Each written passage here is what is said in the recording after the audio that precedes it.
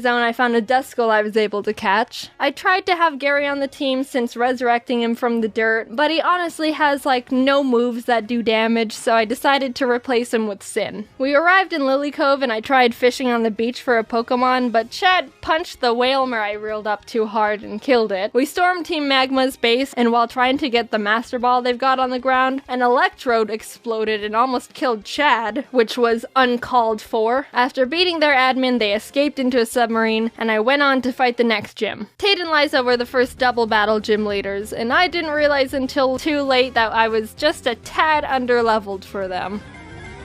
They don't have any more than 2 Pokemon, so I think we should be okay. 42?!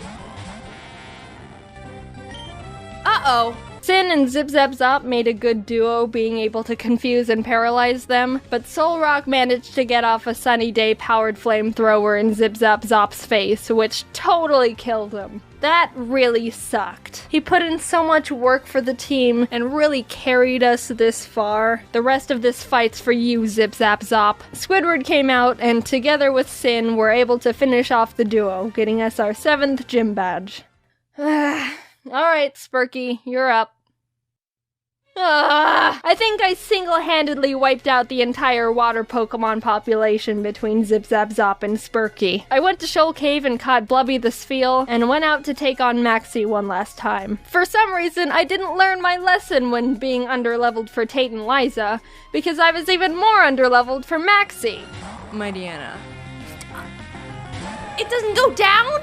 This fight was rough. Chad was able to take out his Mightyena, but I resorted to Squidward when his Crobat came out, and luck wasn't on my side here, because Squidward was killed by a high roll wing attack. The way Pokemon works is there's a small range of damage an attack can do. It's not actually the same all the time, and it's kinda based on chance. So even though it looked like Squidward could have lived 2 wing attacks, Maxie was able to get a low roll on the first one, and a high roll on the second, which was the death of Squidward. But it wasn't time to give up. We had to persevere. For Squidward. Ari came in and took out the Crobat, and lived on 1 HP when hit by Camerupt's Rock Slide. It was a tough battle, but we squeaked by. Barely. After that fight, I needed to take a step back and seriously grind up the team again. If we were just a bit more underleveled, we would have been murdered. Blubby joined the team and we got to work, eventually arriving in Sutopolis. Steven and the Sutopolis gym leader Wallace were there, saying Groudon was in the cave because someone used the wrong orb and pissed him off. So I went in there, walked up to Groudon, and Master Balled him immediately. There's no way I'm fighting Groudon. Now get in the box. While fighting Wallace, Spurky was able to take out his Luvdisc and Celio. Sin beat his Whiscash, and Chad finished off the Milotic. The team was perfect. And after obtaining our final gym badge, I knew we were ready for the Elite Four. We got through Victory Road. Wally tried to fight us for the last time, but he just needs to stop. We exited the cave, and there it was. The final challenge. Here we go. Sydney was up first, and honestly, he wasn't a challenge at all. Chad and Teriyaki were able to take care of his team with ease. Phoebe wasn't difficult either, with Sin and Blubby being MVPs. Glacia was a bit tougher. Teriyaki was able to take out her Glalie, and Spurky could handle her Celios, but her Walrein was the big problem. Walreins are thick, can tank a lot of hits, and can do a lot of damage. I would know, because I have one. I brought out Chad and she was able to get in a good amount of damage, but she was ultimately killed by Blizzard. Sin came out to try and confuse it, but it broke through the confusion and landed a Sheer Cold. Sheer Cold is a one-hit KO move. It has a 30% chance of hitting the target and will fail if the target Pokemon's level is higher than the user's. But even under all those conditions, it hit, and Sin was killed.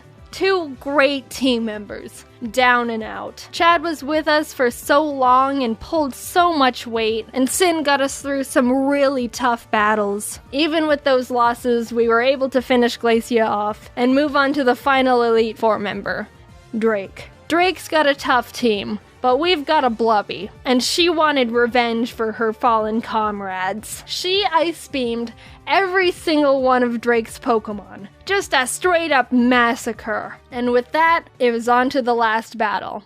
Steven Stone. I was legitimately nervous. I led with Spurky to take out his Skarmory as quick as possible, and Blubby was able to take out his Claydol and Aggron, but then came his Metagross.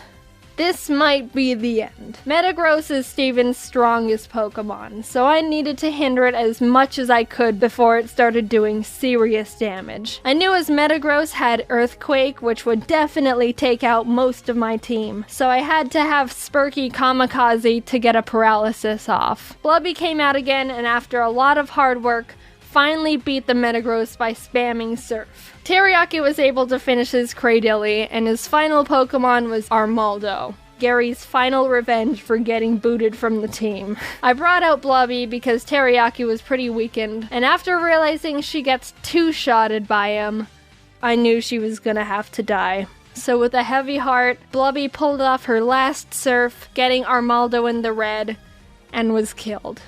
Teriyaki, the Pokemon who's been with us from the start, who'd seen her friends die in front of her, the OG, refused to let any more murder happen. Onion, Corn, Zip Zap Zop, Squidward, Chad, Sin, Spurky, Blubby. Their zeros and ones won't go down in vain. One good kick to the head, and we did it. We completed the Pokemon Ruby Nuzlocke. Teriyaki and Ari were the only survivors, but the whole team put in a lot of work to get us to number 1.